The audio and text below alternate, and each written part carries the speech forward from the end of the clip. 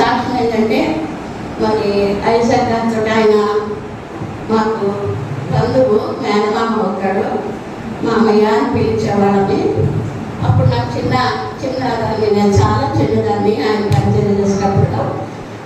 అయితే నేను చిన్నప్పుడు మా అమ్మమ్మకి రాత్రిపూట అన్నం తీసుకెళ్ళి వేయడాను ఆ దగ్గర పడుకునేదాన్ని. అప్పుడు నలుగురు ముసలాళ్ళు, మా అమ్మమ్మ వాళ్ళ చెల్లి అమృతమ్మ, ఇంకా నలుగురు కలిసి చిన్నది కిరోసిన్ లాంతా తీసుకొని ఆయన దగ్గరికి ప్రేయర్కి వెళ్ళేవాళ్ళు. వాళ్ళు వెళ్తూ చెల్లి నువ్వు కూడా రా, ఒకదాని ఎందుకు నువ్వు కూడా రా అని పిలిచేవాళ్ళు. వాళ్ళతో వెళుతూ ఉన్నాను. వెళ్ళినప్పుడు అక్కడ బైబుల్ చదివేదాన్ని, ఆయన చెప్తే బైబుల్ చదివేదాన్ని. ఇక ప్రతిరోజు ఇచ్చింది బైబుల్ చదువుతున్నా అని వాళ్ళు నన్ను వదిలిపెట్టేవాళ్ళు కాదు. అలాగా అక్కడ ప్రార్థనకి ఆయన సహవాసానికి నేను అలవాటు పడ్డాను. అయితే ప్రతి శనివారం వచ్చిందంటే ఈ టైంకి 3 గంటల కల్లా ఆయన మరి దర్శనం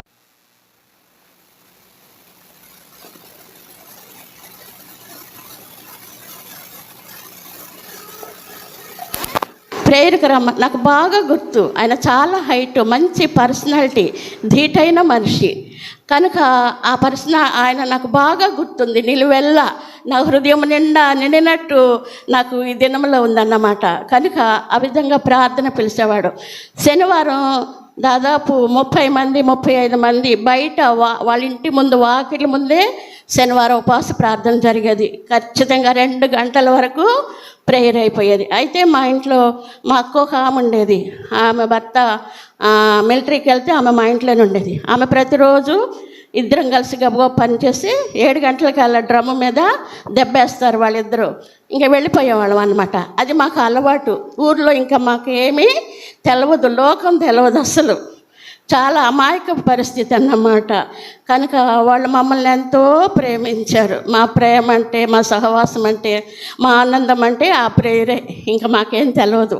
అలాగా వెళుతున్నప్పుడు ఒకరోజు ప్రేయర్కి వెళుతూ ఉన్నాను. మా అక్క నేను ప్రేయర్కి వెళ్ళి వచ్చి పండుకున్నాము. ఇంకా మాకు తెలియదు.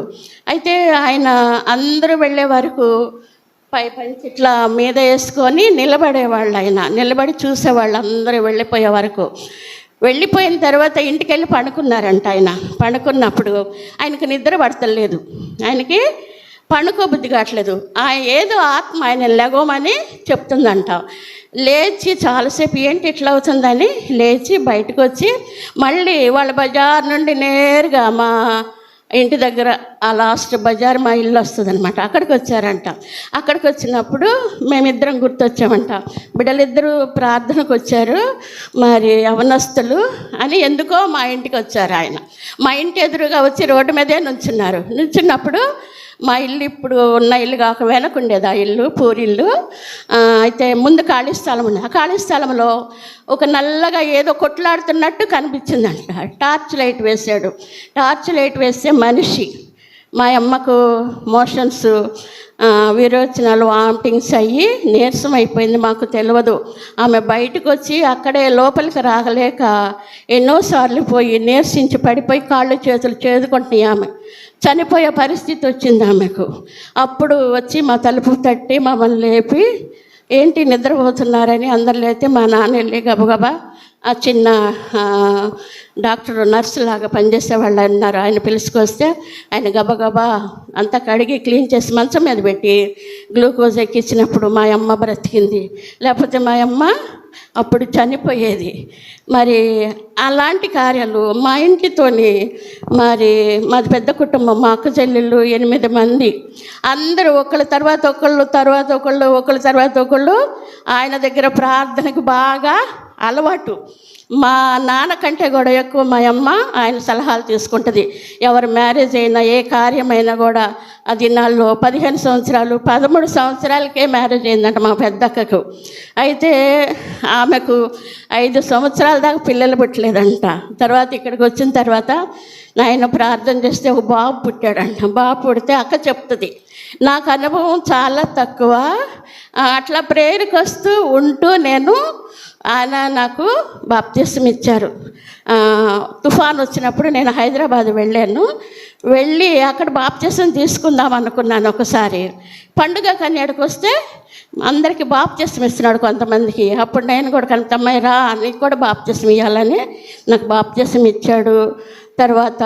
ఆ తర్వాత నేను మా అక్క వాళ్ళ దగ్గరికి వెళ్ళేదాన్ని అప్పుడప్పుడు, ఇప్పుడు కూడా వెళతాను. మా పెద్దక్క చెప్పింది 5 సంవత్సరాలకు ఒక బాబు పుడితే 3 రోజుల వరకు ఆ బాబుకి ప్రాణం లేదంట. నిలువు మోకాళ్ళ మీద ఆ బాబుని 2 చేతులతో ఇట్లా పెట్టుకుని అరిచేతిలో 3 రోజులు మోకాళ్ళ మీద అలాగే నిలబడ్డాడంట.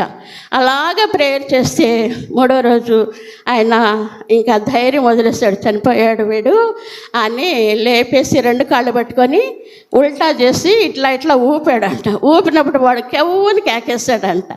ఇక అప్పుడు ఇంట్లో పండగ, అందరికీ ఎంత సంతోషం, ఏడ్చి. అయితే ఆ బాబు పెద్దోడయ్యి ఇప్పుడు పెద్ద సేవకుడు, స్టేట్స్లో ఉన్నారు ఆయన. ఆ పెద్దక్క కుటుంబం అంతా కూడా మంచిగా ఉంది ఇప్పుడు. ఆ విశ్వాసంతో ఆమె ఆ బస్తీలో ఆమె ఒక సువార్థికురాలిగా, మరి రూతమ్మ అంటే క్రిస్టియన్ అంటే రూతమ్మ, ఎటువంటి పేదవాళ్ళు వచ్చినా కూడా ఆమెకు కలిగిన దాంట్లో ఇంత అన్నము, వేడి నీళ్ళు, పప్పు, అన్నము పెట్టేదంట. పెడితే అలా సంతోషంగా వాళ్ళు ప్రార్థన చేసి కడుపు నిండా దీవించి వెళ్ళిపోయేవాళ్ళంట. ఆ తర్వాత కంకటిపాలెం ఆనందరావు గారు నాయన ఆయా సమయాల్లో హైదరాబాద్ వెళ్ళేవాళ్ళు. పరిచర్యకి వెళ్ళినప్పుడు అక్క దగ్గరికి వెళ్ళి ఉండేవాళ్ళు అన్నమాట. అంత పెద్ద కుటుంబం అయినా కూడా వాళ్ళిద్దరికి ఒక మరి రెస్ట్కి మంచం అరేంజ్ చేసి, భోజనము, స్నానానికి నీళ్ళు అరేంజ్ చేసి వాళ్ళు 10 రోజులు, ఒక్కొక్కసారి వారం 10 రోజులు ఉండి వచ్చేవాళ్ళంట. అంతా పరిచర్య చేసి ఆమె గొప్ప విశ్వాసి ఆ బస్తీలోనే. అట్లా అయిపోయింది. తర్వాత మా అక్క వాళ్ళు చెప్పే అనుమానాలు. తర్వాత మా అక్క వరంగల్లో ఉంటుంది. ఆమె భయంకరమైనటువంటి విగ్రహారాధన ప్రదేశం అన్నమాట వరంగల్, మరి ఆముండే ప్రదేశం. ఆమె చెప్పింది నాకు ఒకసారి, అమ్మ నేను అక్కడికి వెళ్తే ఐజాక్ గారి మాటలే చెప్తారు, నువ్వు ఎక్కడికి ప్రేయర్కి వెళ్తున్నావు, ఇక్కడికి వెళ్తున్నానంటే చెప్తారు. అమ్మ మామయ్య వాళ్ళ అమ్మ రోసమ్మ ఆమె పేరు. అయితే ఆమెకు పిల్లలు లేరు చాలా కాలము. మరి ఎట్లా పుట్టారక్క అంటే మా నాన్న చెప్పేవాడంట. అప్పుడు ఈ ఊర్లో కాకుండా అప్పికట్లో ఉండేవాళ్ళంట ఈ ఊరోళ్ళందరూ. అప్పుడు ఆమె చెప్పిందంట, రోసమ్మ వాళ్ళమ్మ ఒకరోజు మధ్యాహ్నం ఆమె భోజనం చేసి పండుకున్నదంట. ఆమె మధ్యాహ్నప్పుడు పండుకుంటే రోసమ్మ రోసమ్మ రోసమ్మ అని 3 సార్లు కేకలు వినపడ్డాయి అంట. ఎవరు అని లేచి చూస్తే ఎవరు కనిపించలేదంట. ఎవరు అబ్బా అని మళ్ళీ మంచం మీద కూర్చుంటే ఆమె పక్కనే ఒక రాతి బాణ ఉందంట. ఆ దినాల్లో పెద్ద పెద్ద బాణలు, రాతి బాణలు ఉన్నాయంట. దాని మీద ఒక జల్లెడు ఉందంట. ఆ జల్లెడలో ఒక పెద్ద పాము పండుకొని శిరస్సు లేపి నిలబడిందంట. నిలబడి, రసమ్మ భయపడకు, నువ్వు తూర్పు ఫలానా మరి జమ్మి చెట్టు ఉంది, జమ్మి చెట్టు కింద ఒక పుట్టు ఉంది, ఆ పుట్టుకు పూజ చేయి, నీ కొడుకు పుడతాడని చెప్పిందంట. ఆమె అలాగే శుక్రవారం పూజ చేసి నిలువెల్ల స్నానం చేసి మోకాళ్ళ మీద ఆ పుట్ట దగ్గరికి నడిచేదంట. ఆమె నడిచి దానికి పాలు పోసి మరి పసుపు కుంకుమ వేసి ఇంటికి వచ్చి భోజనం ఎలాగంటే ఇట్లా కొన్ని బియ్యం ఎన్ని వస్తే అన్నీ, ఇట్లా ఎడచెయ్య పెడచెయ్య ఎన్ని బియ్యం వస్తే అన్నీ వండుకోవాలి అంతే, ఇంకెక్కువ వేసుకోకూడదు అన్నమాట, తక్కువ వేసుకోకూడదు. అలా ఆహారం వండుకొని తిని గడప దగ్గర కూర్చొని తినాలంట. తింటే మరి ఎవరన్నా వచ్చారనుకో గబుక్కుని అది మానేసి ఆ గుమ్మం కాడ గుండ తీసి పోసి పూజ చేయాలంట. అది ఆమె నియమం, పాము నియమము. అలాగా ఆ కొడుకు అలాగ పాము మాట్లాడిందంటమ్మా రోసమ్మతోటి, మామయ్య అట్లా పుట్టాడు, అందుకని ఆయన చెవులకి ఓ బంగారు కాడలు 2 పామాకారంలో చేసి కుట్టించిందంట. అప్పటి నుండి ఆయనకి శేషులు అని పేరు వచ్చిందంట. కానీ తర్వాత ఆయన రక్షణ సాక్ష్యం చాలా గొప్పగా అద్భుతంగా ఉంటుంది. అది ఇప్పుడు నాకు అంతే తెలుసు, అంతా తెలియదు. కనుక ఆయన వరపుత్రుడు, మహా వరపుత్రుడు, ఆయనకి బిడ్డలు లేరని అనుకోకూడదు. మా ఇంట్లో 8 మంది ఉన్నా కూడా అందరినీ ఇంటికి వచ్చి వాళ్ళ ముఖాలు చూసి మరి ఎంతో ప్రేమగా వాళ్ళ హృదయాల్లోకి వెళ్ళి మాట్లాడి వారి అక్కర్లు తీర్చి వారిని ఓదార్చి ప్రార్థన చేసేవాడు. నాకు బాగా గుర్తు. అయితే మా మూడో అక్క ఉండేది. ఆ మూడో అక్క కూతురు ఈ మేరమ్మ బోయస్ వాళ్ళు పరిచర్య చేస్తున్నారు. ఎందుకంటే మా గొప్పతనం కాదు, కానీ ఆయన చేసిన కార్యం, ఆయన ప్రేమ, ఆయన పరిచర్య మా గృహంలో ఎలాగ నిలిచిందో అది నేను చెప్తున్నాను. మేరమ్మ తర్వాత 4వ ఆమె అక్క భర్త సామెల్త మా దగ్గర ఉంటుంది అన్నాను కదా. ఆ తర్వాత ఆయన అక్కడికి తీసుకెళ్ళాడు, తాటిపర్తి ఆమెది. అయితే అప్పుడప్పుడు అక్కడక్కడ వెళ్ళినప్పుడు ఆయన ఆమె దగ్గర దిగేవాడంట. దిగి ఎట్లున్నావు, ఏం చేస్తున్నావంటే ఆయన తీసుకెళ్ళిన బట్టలన్నీ ఉతికేసి స్నానం చేపించి భోజనం పెట్టితే పండుక్కుని అడిగేవాడంట. ఏందయ్యా అట్లా ఆ కాలంలో వాళ్ళు అట్లా పిలుచుకునేవాళ్ళంట. ఏందయ్యా అక్కడంటే ప్రార్థన ఉండేది, నీ దగ్గరికి వచ్చేవాళ్ళం, నేర్చుకునేవాళ్ళం. చదువు రాకపోతే ఆ యొక్క కుంకుడి జట్టు కిందంట అక్షరాలు రాసి నేను 10 నిమిషాలు అయినాక వస్తాను, మీరు నాకు అవి తుడిపేస్తాను, అప్పుడు మీరు రాయాలి, నాకు చెప్పాలి అని అట్లా చాలామందికి చదువు నేర్పించేవాడంట ఆ దినాల్లో. అట్లా ఆమె బైబిల్ చదువుకొని ఏం పని లేదు ఇక్కడ అసలు చర్చిలే లేవు, మరి ఎవరు పాస్టర్లే లేరు అని అంటే, లేకపోతే ఏమి నువ్వెందుకు పనుకుంటున్నావు, తిని లేచి బైబిల్ తీసుకొని ప్రతి ఇంటికి వెళ్ళి ప్రార్థన చెయ్యి, బైబిల్ చదువు, పాట పాడని చెప్పారంట. ఈయన వచ్చిన తర్వాత ఆమె అలాగా మొదలేస్తే ఆ ఊరంతా, అప్పుడు పాస్టర్ లేరు, గుడులు లేవంట ఆ ఊర్లో, తాటిపర్తిలో పొన్నూరు దగ్గర వెళ్ళి ఆ ఊరంతా చెప్తే, ఆ ఊరే కాదు ఆ చుట్టుపక్కల నిడుబ్రోలు, పొన్నూరు, మరి మునుపల్లి, తర్వాత సుండూరు, ఎల్లలూరు, ఆ ప్రదేశాలన్నీ కూడా ఈమె సువార్థికురాలుగా మారి ఏ చిన్న కార్యమైనా కూడా ఊర్లో ఈమెనే పిలిచి ప్రార్థన చేపించి ఆమెకు డబ్బులు ఇచ్చేవాళ్ళు, భోజనం పెట్టేవాళ్ళు అంట. చాలా బీదది అప్పుడు. ఆమెతో సమృద్ధిని కలిగి దేవుని కలిగి ఇప్పుడు కూడా ఉంది. మొన్న అమ్మ చచ్చిపోతే వచ్చింది, ఆటోలో వచ్చి చూసిపోయింది. ఇప్పుడు చాలా గొప్పదన్నమాట. అలాంటి అనుభవాలు మా అక్క వాళ్ళు బాగా నాకు చెప్పేవాళ్ళు అన్నమాట. నేను అక్కడికే వెళ్తానని. తర్వాత నేను తుఫాన్ వచ్చినప్పుడు హైదరాబాద్ మా అన్నయ్య వచ్చి నన్ను తీసుకెళ్ళాడు. తర్వాత నేను చిన్న ఉద్యోగం చేసినప్పుడు అక్కడ నాకు హెబ్రోన్తో చాలా సహవాసం. నాకు హెబ్రోన్లో సిస్టర్స్ అందరు కూడా చాలా పరిచయం. నవనీతమ్మ గారు అని ఉండేది, ఒంగోలు, నాయనోళ్ళకి బంధువు ఆమె చెప్పేది. అయితే ఆమె నన్ను ఆత్మీయంగా చాలా, అసలు ఇంటికి రానిచ్చేది కాదు. ప్రార్థనలో పెట్టి చైన్ ప్రేయర్ దగ్గర అన్నీ నాకు పనులు అప్పగించి అక్కడే ఉంచుకునేది రాత్రింపగలు. అటువంటి సమృద్ధి కలిగిన అటువంటి ఆ యొక్క కుటుంబంలో నేను ఎదిగాను. ఇక్కడ నిండు కుటుంబంలో ఉన్నాను, పోగొట్టుకోలేదు. కానీ మళ్ళీ అక్కడికి వెళ్ళిన తర్వాత దేవుని సంబంధమైనటువంటి ఆ నిండు కుటుంబంలో హెబ్రోన్లో నేను ఎదిగాను, గొప్ప సాక్ష్యం పొందాను. తర్వాత మా పిల్లలందరూ కూడా ఆ అక్క తర్వాత మరి ఈ ఊర్లో ఎవరైనా కూడా హైదరాబాద్లో ఉన్న వాళ్ళందరూ చిన్నదానా పొట్టదానా అంటారు నన్ను. ఎక్కడికి వెళ్తున్నావు ప్రేయర్ కంటే పలానా దగ్గరికి వెళ్తున్నానంటే, అరే ఆ ఊర్లో అసలు సువార్త, అసలు రక్షణ, బాప్తిసం అంటే మరి ఐజాక్ గారిదేనే, ఎవరిది కాదు. ఇప్పుడు అన్నీ ఉన్నాయి కానీ వాళ్ళు ఎవ్వరూ కాదు.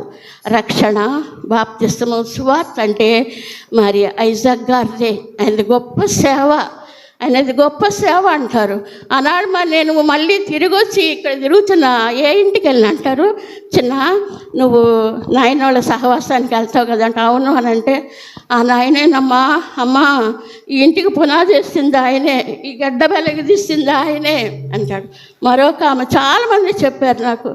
అసలు రక్షణ అంటే చిన్న మేము చెప్పలేము, యవనస్తులుగా నువ్వు చాలా మంచిదానివి, మరి మాకు రక్షణ దేవుళ్ళలోకి తెచ్చిన వాళ్ళు ఐజాక్ నాయనేనమ్మా, రక్షణ ఆయనదే, మారు మనసు ఆయనదే, నీతి ఆయనదే. ఆయన ఎంతో శ్రద్ధ కలిగిన వాడు, ఎంతో ప్రేమ కలిగిన వాడు. ఆయన కన్నీళ్ళతో మరి ప్రార్థించి ప్రతి కుటుంబంలో కూడా ప్రతి హృదయ రోజుల్లోకి వెళ్ళి వాళ్ళ ఆంతర్యాలు తెలుసుకుని ప్రార్థించేవాడంటగా. ఒంటరిగా మా అక్క చెప్తుంది, ఒకసారి ఆయనకు టైం ఉన్నప్పుడు ఎవరినన్నా కూడా తీసుకెళ్ళి ఈ దొరువుల దగ్గర రైలు కట్టుగిట ఆ దినాల్లో అంతా ఓపెన్ ప్లేస్ కదా, అక్కడికి వెళ్ళి ప్రార్థన చేసేవాడంట. ఒకరోజు ప్రార్థన చేస్తుంటే ఇరువురు త్రాసు పాములు అంట అన్న, 2 నాగుపాములు లేచి వాళ్ళ చుట్టూ ఒక 3 దూరంలో ఆట ఆడుతున్నాయి అంటాయి. వాళ్ళ చుట్టూ తిరుగుతున్నాయి అంట, కానీ వాళ్ళని మాత్రం ముట్టుకోవట్లేదంట. అరే అరే అరుద్దామంటే వాళ్ళు ప్రార్థనలో ఉన్నారంట, బాగా కేకలేసి ప్రార్థన చేస్తున్నారంట. అప్పుడు ఆ పాములు ఈ పిల్లలు మళ్ళీ పోయారంట చూడటానికి. చూస్తే అలాగే తిరుగుతూ ఉన్నాయంట. అమ్మో వద్దురా అని మళ్ళీ వచ్చేసారంట. తర్వాత నాయనోళ్ళు ప్రార్థన విరమించిన తర్వాత మరి ఆ పాములు ఏమైపోయినాయో లేచి వచ్చారంట. బలమైన ప్రార్థన ఎక్కడంటే అక్కడ ఏకాంత ప్రార్థనకి ఉదయకాలం సాయంత్రం కాలం ఓపెన్ ప్లేస్లోకి వెళ్ళి బాగా ప్రార్థన చేసేవాడు. శనివారం రాత్రి ఎంతమంది ఉంటే అంతమంది, ఇప్పుడు 2 చేయాలా, 3 చేయాలి, ఒక్కొక్కళ్ళు మాత్రమే చేయాలి. ఎందుకు అని అంటే ఒకళ్ళు ప్రార్థన ద్వారా మరొకళ్ళు హెచ్చరింపబడతారన్నమాట. అలాగ ఒక్కళ్ళనే చేయమని అందరూ అయిపోయిన తర్వాత ఆయన నిలువు మోకాళ్ళ మీద ఉండి ప్రతి ఒక్కరి కోసం ఆయన కన్నీళ్ళు ఇట్లా కారిపోతూ ఉండేవి. అంత ప్రార్థన చేసేవాడు. 2 అవుతుంది, 3 అవుతుంది, ఒక్కొక్కసారి ఎవరు ఆకలి నిద్ర అనేవాళ్ళు కాదు, అంత ప్రార్థన చేసేవాళ్ళు. వాళ్ళతో నాకు గొప్ప అనుభవాలు సాక్ష్యాలు ఉన్నాయి, కానీ అవన్నీ నేను ఇప్పుడు చెప్పలేను. నేను తిరిగి వచ్చిన దగ్గరికి అమ్మ ఉంది. అమ్మ కూడా ప్రేమతో నేను రాగానే వచ్చిందమ్మా, అమ్మ మందిరానికి రానేది. అప్పుడప్పుడు ఆదివారం మాట్లాడమ్మా, ఉన్నప్పుడు ఏమన్నా చెప్పమ్మా అని అమ్మ అని మాట తప్ప ఇంకో మాట చెప్పేది కదా. ఆమె నాకు తెల్లారి వచ్చి నాతో కలుసుద్ది అంటే ఈ రాత్రి ఆమె నాకు కలలో కనపడేది. అమ్మ కనబడింది, నా దగ్గరికి వస్తుంది అనుకుంటాను, తప్పకుండా వచ్చేదన్నమాట. అంత ప్రేమించేది నాకు. ఎన్నోసార్లు ఆమె పడకలో ఉంటే వెళ్ళాను, వచ్చాను. అమ్మా ఒకసారి చెప్తుంది ఆమె, నేను ఆమెకు అన్నీ పెట్టి వస్తుంటే గోడ మీద కల్లా వంగి అమ్మా ఇట్లా అంటే అప్పుడప్పుడు రా నా దగ్గరికి, మళ్ళీ వెళ్ళు అట్లా సైగలు చేసి ఏడ్చి చెప్పేదన్నమాట. కనుక అదే వాళ్ళిద్దరూ భార్యాభర్తలు మా కుటుంబానికి చేసిన మేలు ఇంత అంత కాదు. ప్రతి వారు వాళ్ళ ద్వారానే రక్షణ పొందారు. వాళ్ళల్లోనే మంచి ఔన్నత్య స్థితికి మేము మా కుటుంబం అంతా కూడా ఉందన్నమాట. దేవుని నామానికి స్తోత్రం. అది నాలో నిరుపేదలము, ఏమీ లేనటువంటి వారము, చాలా పేదవాళ్ళు. మా నాన్న ఒక్క మాట మాట్లాడడం, మేము ప్రేయర్కి వెళ్తామంటే నాన్న దూరం ఊర్లో బానిస్తాడు కానీ గొల్లపాలెం రానేడు. ఇవాళ గొల్లపాలెం ప్రార్థన అంటే వాళ్ళు మాకు పబ్లిక్గా చెప్పడానికి భయపడేవాళ్ళు, బయటికి వెళ్ళి నడిచేవాళ్ళు కాదు. అయితే ఆ రోజు గొల్లపాలెం ప్రార్థన గబగబా పని చేసుకుని బైబుల్ చెప్పులు అన్నీ వెనక గదిలో వెనక గడపలో చెట్టు కింద పెట్టుకునేవాళ్ళం అన్నీ. మా నాన్నకు అన్నం పెట్టేసి ఆయన నిద్రపోతాడు. వాళ్ళు మమ్మల్ని పిలవకుండా వెళ్ళేటప్పుడు డ్రమ్ము మీద 2 దెబ్బలేస్తారు. ఆ దెబ్బలేస్తున్నప్పుడు వాళ్ళు వెళ్ళిపోతున్నారు అనేసి, నాన్న మేము తలుపులు వేసుకుంటాం పండుకుంటాం అని చెప్పి మేము ప్రేయర్కి వెళ్ళి మళ్ళీ వచ్చేవాళ్ళం. వచ్చేటప్పుడు కుక్క అరిస్తే ఏంటమ్మా కుక్కలు అరుస్తున్నాయి ఏంటని వస్తే ఏం లేదులే నాన్న బయటకు వచ్చాము అన్నట్టు చెప్పేవాడు. ఒకసారి మా పెద్దక్క ఈమె తాడిపత్రిలో నక్క బైబుల్ ఇట్లా పెట్టుకొని వస్తుంది, చర్చికి వస్తుంటే మా నాన్న కర్ర తీసుకుని అట్లనే కొట్టాడు ఆమెను. ఎందుకు నాన్న అట్లా, అమ్మ బాగా ఏడిసింది కింద పడి, ఎందుకు నాన్న అట్లా కొట్టావు, ఏం చేసింది, ఎందుకు అంత కొట్టలేవు అని నేను బాగా అడిగితే అమ్మా అదేంటి ఆమె భుజం మీద పెట్టుకున్నది ఏంటది, ఆ గ్రంథంలో ఆమెకేం తెలుసు, ఆమెకేం తెలుసు నాడు పెట్టుకుంది, అందుకని కొట్టానమ్మా, భయపడొద్దా దేవుడంటే అని మా నాన్న ఏడ్చాడు నాతో చెప్పి. సరేలే నాన్న అన్న. అంత భయభక్తులతో మమ్మల్ని 8 మంది పిల్లలమైనా మమ్మల్ని అట్టు పెంచారు. ఎవరి ద్వారా అంటే ఇస్సాకు నాయన ద్వారే. మా అమ్మ మా నాన్న కంటే కూడా ఆయన సలహాలు ఎక్కువ తీసుకుంటుంది. అక్క వాళ్ళకి ఏదన్నా వివాహ కార్యాలంటే ఏవైనా పురుడైనా బిడ్డలు పుడుతున్నా ఏదైనా కూడా ఆయన రావాలా, ఆయన చెప్పాలా. ఆ రీతిగా మరి దేవుడు నామానికి స్తోత్రం. ఇల్లు కాలిపోయినప్పుడు మా ఇంట్లో 3 రోజులు ఉన్నారు ఆయన. మేము మాట్లాడేవాళ్ళం కదా, వాళ్ళ ఇంట్లోకి వస్తే మేము బయటకు వెళ్ళిపోయేవాళ్ళం, మేము లోపలికి వెళ్ళిపోయేవాళ్ళం. అంత భయం ఉండేది మాకు. కానీ దగ్గర పిలిచి నవ్వుకుంటా తల మీద చేసి ప్రార్థన చేసి వచ్చాడు. దేవుని నామానికి స్తోత్రములు. వాళ్ళ ద్వారా మాకు ఇచ్చినటువంటి రక్షణ బట్టి మరి దేవునికి కృతజ్ఞతలు. గొప్ప రక్షణ ఇచ్చాడు. ప్రతివారు నిర్దోషులుగా యథార్థంగా వారున్న ప్రదేశాల్లో దేవునికి సాక్షులుగా వాళ్ళు ప్రతివారు కూడా ఉన్నారని చెప్పడానికి ఎలాంటి అతిశయోక్తి లేదు. ఈనాడు మరి ఎవరిది అని అంటే ఐజాక్ గారిది. వాళ్ళు మమ్మల్ని చాలా ప్రేమించారు. మా కుటుంబం అంతటినీ రక్షణలోకి తెచ్చింది వాళ్ళే. మా అమ్మ అయితే ఇంకేమనేది కాదు, ఏడుస్తుంది, అయ్యా వచ్చావా అని ఏడుస్తుంది, అట్లా అన్నమాట. అంత ప్రేమ ఉండేది, నాకు బాగా గుర్తు అన్నమాట. కనుక దేవుని నామానికి స్తోత్రములు. నాకు ఎక్కువ అనుభవం లేదు, కానీ ప్రేయర్కి వెళ్ళి నేను తుఫాన్ వచ్చిన తర్వాత పెద్దగా అయిపోయిన తర్వాత అక్కడికి వెళ్ళాను కాబట్టి ఇంకా వీళ్ళతో నాకు అనుభవం లేదు, కొద్ది అనుభవం. దేవుని నామానికి స్తోత్రములు. ఎన్నో అనుభవాలు, అద్భుతాలు, సూచక్రియలు నా జీవితంలో నేను కూడా చూశాను. ఆయన ద్వారా రక్షణ పొంది దేవుని చిత్తమైతే ఎప్పుడన్నా. కనుక ఇటువంటి జీవితాన్ని, ఇటువంటి ప్రేమను ఇది నాలో అంత ప్రేమించేవాళ్ళు లేరు, అంత ప్రేమించేవాళ్ళు ఎవరు కూడా లేరు.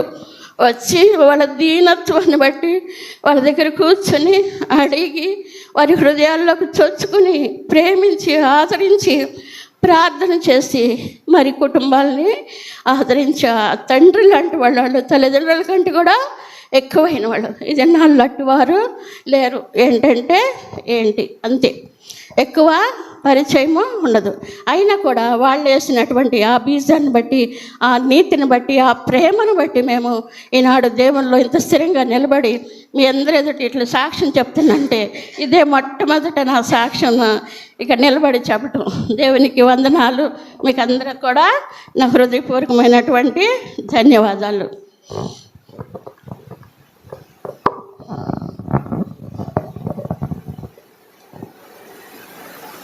మరి ఈ సమయంలో మరి ఇక్కడ ఉన్నారండి పెద్దలు, సువార్తల సేవలో కొనసాగుతున్నటువంటి దైవజనులు జోషి కే రాయ్ గారు.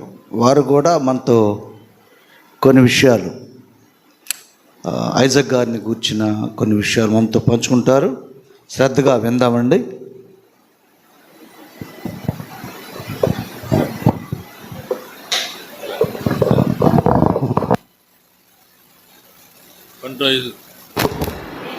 పంటాయిజు గారితో సుదీర్ఘమైన పరిచయం, ప్రయాణం ఉంది. దాని అంతను బట్టి కూడా వందనాలు చెల్లిస్తున్నాను. నేను ఆయన ఆనందరావు గారు కలిసి ఏలూరులో వెన్నవాళ్ళ వారి పేట అనే చోట ప్రతి సంవత్సరం 3 దినాల మీటింగ్స్ వెళ్ళేవారు. పాటలు మేమే, ఆఖరికి వాక్యం కూడా మేమే. చాలా గంభీరంగా వారు వాక్యం చెప్పేవారు. దాన్ని బట్టి దేవునికి ఎంతో వందనాలు చెల్లిస్తున్నాం. రెండవ ఏంటంటే ప్రసంగాలు చేసే విషయాల్లో 2 మామూలుగా ప్రసంగాలు ఉంటాయి. అనగా టాపికల్ ప్రసంగం అని, మరొకటి వివరణాత్మకమైన ప్రసంగం. వివరణాత్మకమైన ప్రసంగించే కృప చాలా కష్టంగా ఉంటాయి. కానీ ఐజాక్ గారు మాత్రం దానిలో మంచి మెలకు కలిగి ఉండేవారు. వివరణాత్మకంగా దేవుని వాక్యాన్ని అందించేవారు. అట్లాంటి కృప దేవుడు ఆయనకు అనుగ్రహించాడు. సువార్త కొరకైన ఆశ.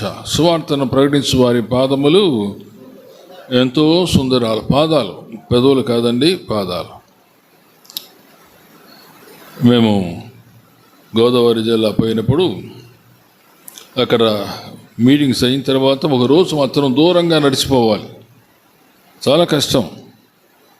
కానీ అక్కడికి ఎంతో ఓపికగా వెళ్ళేవారం. అక్కడ హైందవులు సేవ చేసేవారు. ఆ తర్వాత క్రైస్తవ పేటలకు కూడా వచ్చేవారు. క్రైస్తవులే కానీ దేవుని వాక్యం తెలియదు అక్కడ పక్కనే సారే కొట్టు ఉంది. ఐజక్ గారు వెళ్తున్నాడు. ఎవరు నాయన అది సారే కొట్టు అన్నారు. అయ్యా అక్కడికే పోతున్నాను అన్నాడు. ఇదేందిరా ప్రసంగం చేయడానికి వచ్చి సారే కొట్టుకు పోతున్నాడని ఒకరు మళ్ళీ అడ్డం వచ్చారు. అయ్యా అది సారే కొట్టునండి. తెలుసమ్మా వెళ్తున్నాను అన్నాడు. ఇదేంది ప్రసంగం కోసం వచ్చి సారే కొట్టుకుపోతున్నాడని ఆ సారే కొట్టు దగ్గరికి వెళ్ళి పిలిచాడు. ఏమండి దయచేసి ఇటు రండి అన్నాడు. వచ్చాడు. ఏమండి ఇక్కడ సారే కొట్టు పెట్టారే, మవరంతా పేదలండి, ఏదో కష్టపడి పని చేసుకుంటారు, కూలి నాలుగు చేసుకుంటారు, వీళ్ళ దగ్గర ఎందుకు పెట్టారండి? అక్కడ ఊరిలో ధనవంతులు చాలామంది ఉన్నారు కదా, ఆడ పెట్టొచ్చు కదా అన్నాడు. ఆయన ఐజక్ అని చూసి, ఏమండి తాగే వాళ్ళంతా ఇక్కడే ఉంటారండి, అక్కడ ఎవరు ఉండరండి, అందుకని ఇక్కడే పెట్టి ఉన్నారు.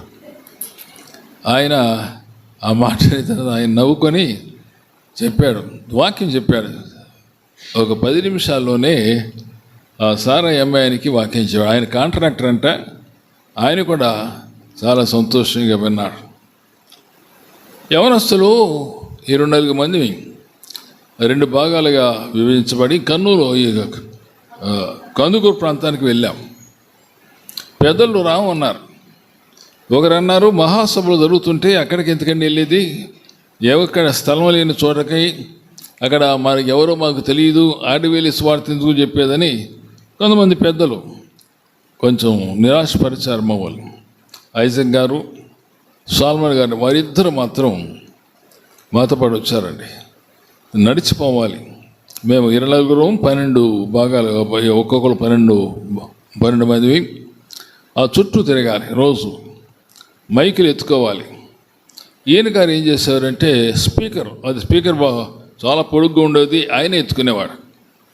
ఎవరు అడిగారు, ఏమండి మమ్మల్ని చూసి ఎక్కడండి డ్రామా అన్నారు. అక్కడేనమ్మా ఆ ఊళ్ళో ఉంటుంది, రాత్రి రండి యేసు ప్రభు డ్రామా అనేవాడు సంతోషంగా.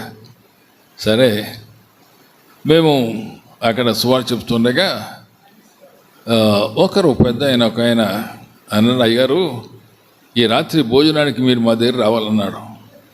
భోజనానికి పిలిచిన వారు లేరు, ఎందుకంటే మేము వండుకునేవాళ్ళం. అప్పుడు మరియమ్మ గారిని వసంత గారిని ఇద్దరు ఉండేవారు. వారు ఊర్లో వెళ్ళి మజ్జిగ అడుక్కొని వచ్చేవాళ్ళం. మేమే వంట వండుకునేవాళ్ళం. ఆ కష్టాలు చూశాడు ఒక ఆయన. అయ్యా మీరు ఈరోజు మాకు భోజనానికి రావాలన్నారు. సంతోషంగా వెళ్ళామండి. వెళ్ళిన తర్వాత యవనస్తులు తినలేకపోయారు. అన్నా తినలేమన్నా అన్నారు.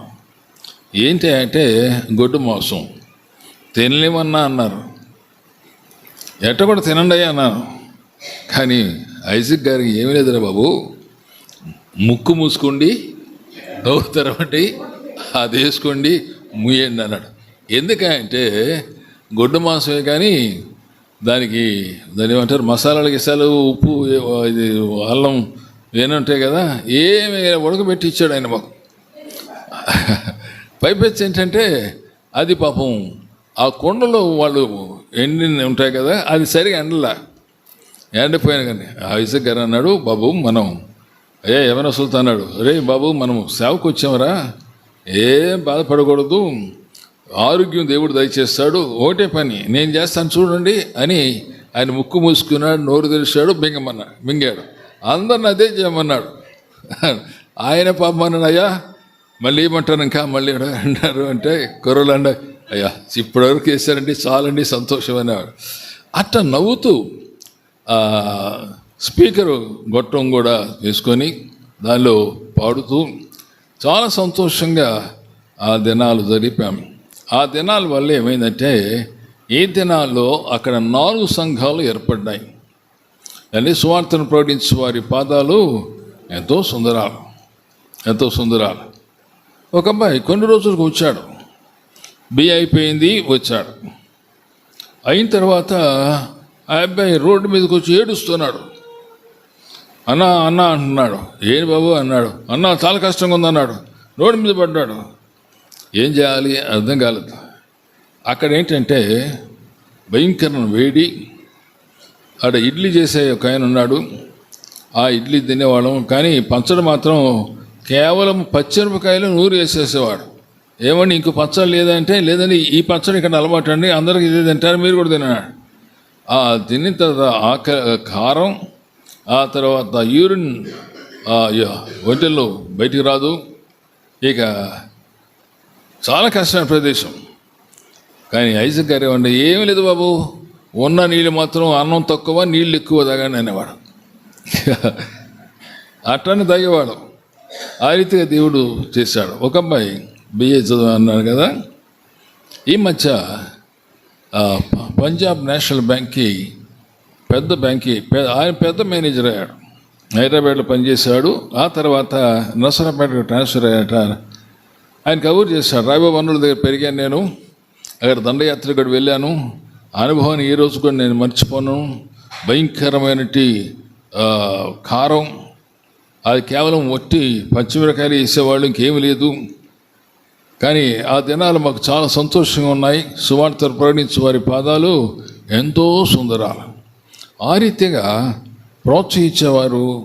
ఆత్మీయంగా మేము ప్రార్థన చేసేటప్పుడు వారు కూడా కలిసి అనగా మధ్యాహ్నం పూట ఎప్పుడైతే మీటింగ్ అయిపోయిందో ఏదైనా స్థలం తీసుకొని అందరూ కూడా కలిసి ప్రార్థించేవారు. ఆయన ఆత్మ కొరకు వేదనతో ప్రార్థన చేసేవారు. అలాంటి అనుభవాన్ని ఆయన అనేక మందికి యవనస్తులకి ఇచ్చాడు. ఆ యవనస్తులు ఆ దినాల్లో మర్చిపోలేదు. నేను చెప్తాను, పంజాబ్ నేషనల్ బ్యాంక్ మేనేజర్ ఆయన కూడా నాకు కవర్ చేశాడు. ఆ రోజు ఫండ్రైజర్ గారు వచ్చారు మాతో పాటు. ఆయన మాకు ఏమి పర్వాలేదయ్యా, నడవండి. ప్రతిరోజు కూడా 5 మైళ్ళు 4 మైళ్ళు నడిచేవాళ్ళం. సంగీతరావు గారు ఒక్కరే ఉన్నారు ఆ రీతి నడిచిన వాళ్ళు. ఎవరైనా ఉన్నారని ఎవరు లేరు అనుకుంటే ఇక్కడ సంగీతరావు గారు ఒక్కరే. చాలా కష్టం, మరీ ఎండల్లో పైన పండుకో. అక్కడ స్థలాలన్నీ కూడా మామూలు స్థలాలు, కానీ అక్కడ ఉన్నవారు కొంచెం మాకు సహకరించారు. పండుకోవడానికి అయ్యా మీరు పండుకోండి పర్వాలేదు, మేము మాత్రం మెలకుగా ఉంటాం అని అన్నట్టుగా వారు మెలకుగా ఉన్నారు. చాలా ఆ రీతిగా సువార్తను ప్రకటించు వారి పాదాలు ఎంతో సుందరాలు. మమ్మల్ని ఎంతో నిరాశపరిచారండి. వెళ్ళొద్దు. ఎందుకు వెళ్ళామంటే అక్కడ సువార్త అందలేదు. వారు అన్నారు, అయ్యా 2 రోజులు ఉండండి అని. ఒక ఊరిలో మమ్మల్ని కొడతారన్నారు. అక్కడ మనవారు కొద్దిమంది ఉన్నారు, క్రైస్తవులు కొద్దిమంది. వారు అన్నారు, అన్నా మీరు ఊళ్ళకి పోవద్దన్నా, ఊళ్ళో చెప్పొద్దన్నా, ఊళ్ళో వాళ్ళు కొడతారన్నా, కమ్మవారు కొడతారన్నా అన్నారు. మేమంతా వెళ్ళాం, కానీ నేరుగా వాక్యం చెప్పమండి, చిన్న స్కిట్స్ అని వేసేవాళ్ళం. వేయటం వల్ల వారందరూ వచ్చేవారు. వచ్చిన తర్వాత వారికి వాక్యం అందించేవారు. ఐజక్ గారు కూడా ఆ స్కిట్స్లో పాల్గొనేవారు. వాక్యాన్ని ఆ గ్రామాలన్నింటిలో అందించడానికి దేవుడు కృప దయచేశాడు. పాముల మధ్య సేవ చేయడానికి. ఆ తర్వాత సరైన ఆహారం లేకపోయినా కానీ కేవలం ఈ పచ్చిమిరకాయల తిని వాక్యం చెప్పడానికి అనుగ్రహించినటువంటి కృప, మరి ముఖ్యంగా ప్రోత్సాహం, కృప దేవుడిచ్చాడు, కానీ ప్రోత్సాహం మాత్రం ఐజక్ గారు ఇచ్చారు. వారిని బట్టి యవనస్తులైన వారు చాలా ధైర్యం తెచ్చుకున్నారు. అందుచేత ఆ దినాల్లో మేము అనుకున్నాం, సువార్తను ప్రకటించే వారి నోరు కంటే పాదాలు చాలా ముఖ్యమని. నడవాలి, నడిచి కష్టం. స్త్రీలు కూడా 2 వారు కూడా నడిచి వచ్చారు తల్లుల్లాగా.